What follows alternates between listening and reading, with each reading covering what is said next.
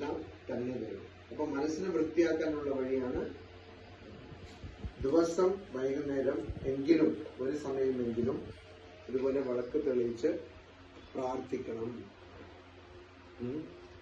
പ്രാർത്ഥിക്കണം.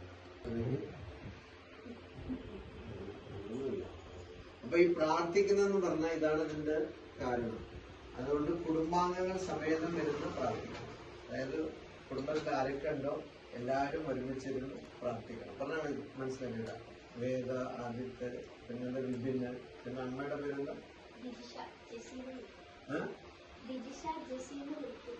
ശരി, ഇവിടെ ജിജിഷ.